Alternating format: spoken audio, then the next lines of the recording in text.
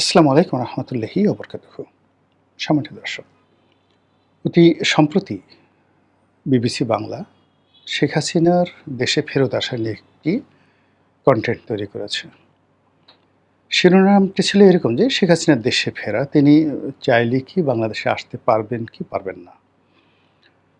এই যে কনটেন্টটি, সেই কনটেন্টটি আমি শুধুমাত্র হেডলাইনটা দেখেছি। ইন ডিটেইলস ভিতরে আসলে ওটা আমি শুনিনি। শুনিনি এই কারণে যে আমরা যারা এই মুহূর্তে কনটেন্ট তৈরি করছি, সে তুলনায় বিবিসি বলেন বা অন্যান্য পত্রপত্রিকাগুলো বলেন, সেখানে যারা কনটেন্ট তৈরি করছেন তারা সবাই আমাদের ছোট ভাই বা বোনের মতো করে।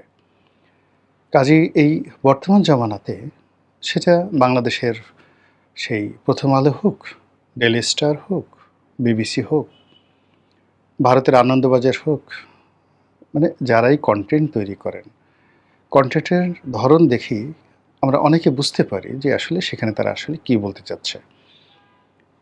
এখানে একটা বিষয় আপনাদেরকে বলা আবশ্যক। আমরা যারা এই কনটেন্ট তৈরি করি, আমাদের মূল যে উদ্দেশ্যটা, যারাই তৈরি করি, সেই উদ্দেশ্যটা থাকে যে আমাদের যারা দর্শক রয়েছেন, শ্রোতা রয়েছেন, তারা আসলে কী শুনতে চান, কী শুনতে পছন্দ করেন, ওটার উপর নির্ভর করে যারা এই কনটেন্ট তারা ক্রিয়েট করেন।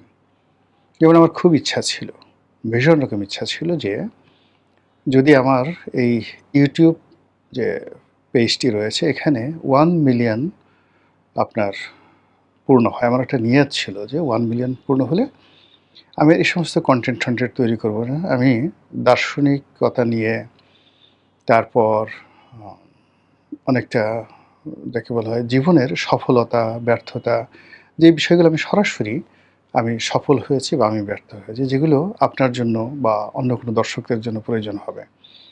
এরপর ধর্মকর্ম, ঈমান, একিন, আমল, যেগুলো নিয়ে আমি মূলত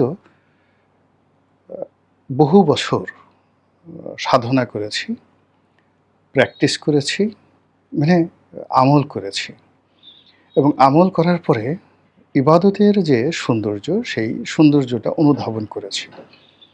তো সেই কথাগুলো আমার খুব শখ ছিল, আমি বলব। তার বাইরে আমি কিছু ট্রাভেল ডকুমেন্ট করব।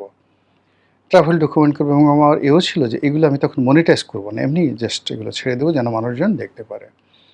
আমি কিছু এরকম কনটেন্ট ছাড়লাম এবং দেখলাম যে আসলে খুব সিরিয়াস ধরেন এ ধরনের যারা লোকজন আছে, আমার নরমাল যারা ভিউয়ার আছেন, তার ভিউয়ার 5% ও এখানে অ্যাটেন্ড করছে না। কোনো অবস্থাতেই অ্যাটেন্ড করছেন না। যেখানে নরমাল একটা ভিডিওতে 1,00,000 ভিউ হয়ে যায়, ওরকম একটা কনটেন্টে ৫,০০০, ৬,০০০, ১০,০০০ ভিউ হচ্ছে। তো এরপর থেকে কি হলো যে না, আসলে মূলত যদি এখানে সাস্টেইন করতে হয়, টিকে থাকতে হয়, তাহলে দর্শকদের আবেগ, অনুভূতি, চাহিদাকে পুঁজি করতে হবে। এবং এই যে এখন সারা দুনিয়াতে মানে কোনো ইলেকট্রনিক মিডিয়ার যে স্ক্রিন রয়েছে, যেমন ধরুন বিবিসি টেলিভিশনের একটা স্ক্রিন রয়েছে, বিবিসি রেডিওর একটা ভয়েস আছে। তারপর বাংলাদেশের সব টেলিভিশনগুলোরই একটা স্ক্রিন রয়েছে।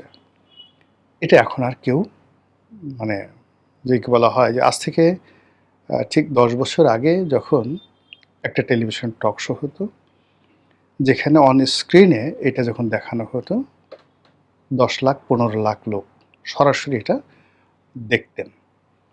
তো যেই অনুষ্ঠান ১০ লাখ ১৫ লাখ দেখতেন, সেই অনুষ্ঠান এখন ৫০০ থেকে ১,০০০ লোক অন স্ক্রিনে দেখেন না। তাদেরকে ফেসবুক এবং ইউটিউবের উপর তাদেরকে নির্ভর করতে হচ্ছে। ফলে এই ইউটিউবে এখন 'প্রথম আলো' বলেন, 'কালের কণ্ঠ' বলেন বা অন্য যেকোনো পত্রিকা বলেন বা আ সময় টেলিভিশন, চ্যানেল আই, যে সমস্ত আ ইলেকট্রনিক মিডিয়া রয়েছে, বিবিসি বলেন, ডয়েচ ভ্যালে বলেন, সিএনএন বলেন, তারা সবাই এখন ফেসবুক এবং ইউটিউব কেন্দ্রিক।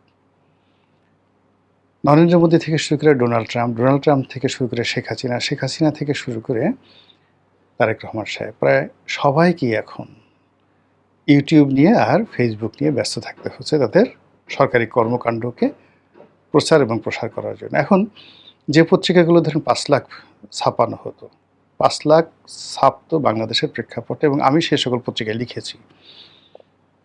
সেই সকল পত্রিকা এখন 5 থেকে 10,000 কপি ছাপায়। যে সকল পত্রিকা 50,000 কপি ছাপাতো আজ থেকে 5 বছর আগে, সেই সকল পত্রিকা এখন মাত্র 1000 খানিক বা 1500 কপি তারা এখন ছাপাচ্ছে। তো সেখানে কিছু নিউজ আসলো বা গেল, কারো বিরুদ্ধে লিখলো বা পক্ষে লিখলো, কিচ্ছু আসা যায় না। কিন্তু আপনি দেখেন, এই যে আমি ইউটিউব করছি, সেই ইউটিউবের কন্টেন্টগুলো যখন আমি ফেসবুকে দিচ্ছি, 28 দিনে আমার শুধুমাত্র প্রোফাইলই এটা শো করছে 10 কোটি বার, বা 10 কোটি মানে মানুষ তো আর 10 কোটি হয় না। মানে হয়তো দেখা গেল যে 50 লাখ মানুষ 10 বার 20 বার করে দেখে 10 কোটি বার শুধুমাত্র আমার প্রোফাইলে এই মানে 100 মিলিয়ন মানুষ ফেসবুকে আমার এই পেজে আমার কন্টেন্টগুলো দেখছেন। আর ইউটিউবে এটি অন অ্যাভারেজে 10 মিলিয়ন, মানে 1 কোটি লোক দেখছে প্রতি মাসে, যেটি বাংলাদেশের এই মুহূর্তে কোনো পত্রিকা তার কোনো সিঙ্গেল কন্টেন্ট নিয়ে পারবে না। তো কাজেই আমাকে তো এই যে আমি যে জিনিসটা এখন করছি, আমাকে এটা যেভাবে এগিয়ে নিতে হবে, ঠিক একইভাবে বিবিসিকেও সাস্টেন করার জন্য এখন জনগণ যেটা শুনতে চাচ্ছে, বলতে চাচ্ছে, সেই বিষয়গুলোকে সামনে এগিয়ে এনে তাদেরকে কন্টেন্ট তৈরি করতে হচ্ছে। সেখানে সেক্স থাকুক, পরিমণি থাকুক, ভায়োলেন্স থাকুক, শেখ হাসিনা থাকুক, নেতিবাচক বিষয় থাকুক, ডাজ নট ম্যাটার, তাকে সারভাইভ করতে হবে। তো এই যে যেহেতু এটা কমন বিষয় রয়ে গেছে, এখন আমরা কোনো কিছুই ওইভাবে একেবারে মোটিভেশন নিয়ে, তারপর দীর্ঘকাল গবেষণা করে, তারপর ওইভাবে একটা কিছু বের করব দেশের স্বার্থে, পৃথিবীর স্বার্থে, জনগণের স্বার্থে, এইরকম পৃথিবীতে এখন কেউ নেই। নো ওয়ান, কোনো দার্শনিকতা নেই। আর এই কারণে ওই যে বিবিসিতে যে শেখ হাসিনাকে যে নিয়ে যে রিপোর্টটা ছাপা হয়েছে, বা ছাপা না মানে ওখানে তারা এটা কন্টেন্ট তৈরি করেছে, আমি এটা দেখিনি, বিকজ সে যেটা বলবে আমি সেটা জানি। এর কারণটা হলো যে এখন মানুষ শেখ হাসিনা সম্পর্কে শুনতে চাচ্ছে। একটি পক্ষ মনে করছে যে শেখ হাসিনাকে যদি আমি গালি না দিই তাহলে আমার কোনো অস্তিত্ব নেই। শেখ হাসিনাকে যদি আমি ঠেকিয়ে দিতে না পারি, তাকে যদি আমি ঢাল হিসেবে ব্যবহার করতে না পারি, তাকে যদি আমি লক্ষ্যবস্তু হিসেবে তুলে ধরতে না পারি, তাহলে আমার 2 পয়সার অস্তিত্ব নেই। কাজেই শেখ হাসিনাকে গালাগাল দিতে হবে, এরকম একটা শ্রেণীর লোক রয়েছে। আরেক শ্রেণীর লোক রয়েছে যে আমার সারভাইভালের জন্য, অস্তিত্বের জন্য আমাকে শেখ হাসিনার নৌকায় উঠতে হবে। সে আমাকে যত গালাগালি দেবে, যত কিছু করবে। আওয়ামী লীগের যারা লোকজন রয়েছেন তারা 17 বছর ভীষণ রকম বিরক্ত ছিলেন তার ব্যাপারে। কিন্তু শেখ হাসিনা চলে যাওয়ার পরে দেখলো যে ও মাই গড, অ্যাটলিস্ট তো ঢাকা শহরে চলাফেরা করতে পারতাম, এখন তো পালিয়ে বেড়াতে হয়েছে, এবং এইভাবে বোধ হয় শ্মশানেই মৃত্যু হবে অথবা কবরস্থানে মৃত্যু হবে। কাজেই জীবনের শেষ মুহূর্তে যদি শেখ হাসিনাকে ফিরে আনানো যায়, বা তিনি ফিরে আসেন, আবার যদি একটু দাঁড়াতে পারে, এই আশা থেকে 6 কোটি মানুষ প্রতিটা মুহূর্তে ইয়া হাসিনা ও হাসিনা বলে জিকির ফিকির শুরু করেছে। একইভাবে আমেরিকা বলেন, চীন বলেন, তারপর ভারত বলেন, তারা এই গত 2 বছরে খুব ভালো করে বুঝে গেছেন what is Sheikh Hasina, what is Tarique Zia, what is doctor Mohammad Yunus, what is অন্তর্বর্তীকালীন সরকার, what is Awami League and what is BNP government. তারা খুব বুঝে গেছে, এবং কোন সরকারের কাছে তাদের স্বার্থ সংরক্ষিত, এবং কোন সরকারের উপর তারা নির্ভর করতে পারে, এবং তাদের ব্যবসা বাণিজ্যের যে ধারাবাহিকতা, এটি কোন সরকার দ্বারা সুরক্ষিত হতে পারে, এটা আপনি আমি বাংলাদেশে বসে যতটা বুঝতে পারছি।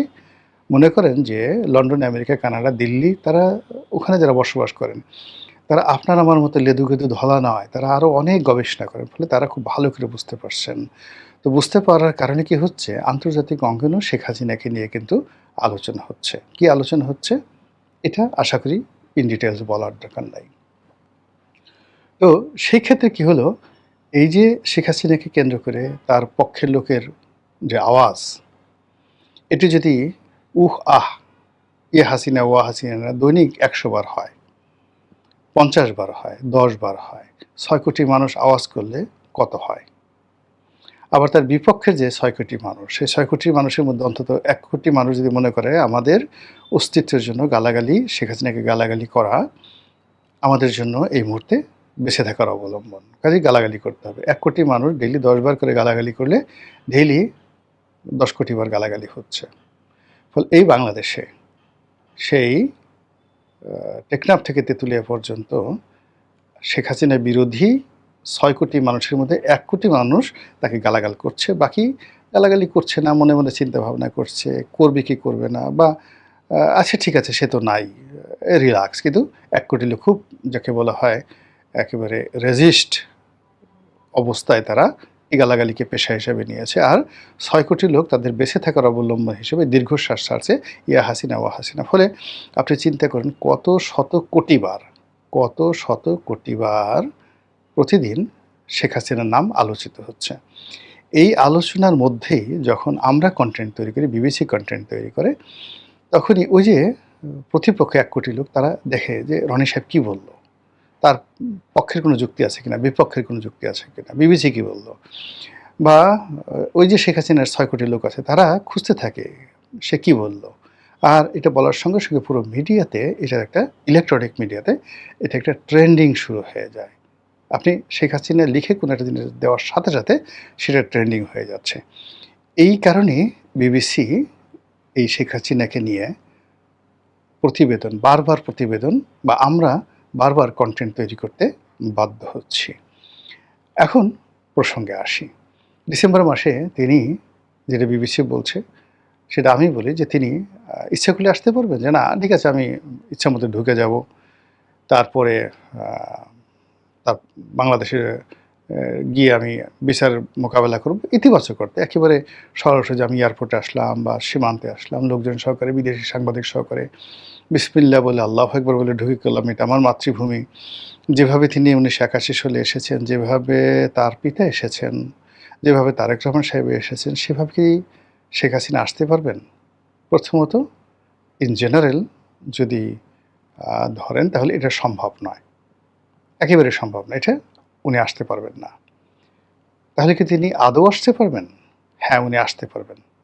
উনি আসতে পারবেন আমরা যেভাবে কল্পনা করছি, ইভেন উনি যেভাবে কল্পনা করছেন সেভাবে নয়। উনি যদি বাংলাদেশে আসেন, সে আসার পেছনে দিল্লির হাত থাকবে, সে আসার পেছনে ওয়াশিংটনের হাত থাকবে, সে আসার পেছনে বেইজিংয়ের গ্রিন সিগন্যাল থাকবে, সে আসার পেছনে সরকারের অসহায়তা থাকবে অথবা সরকারের একটা গ্রিন সিগন্যাল থাকবে।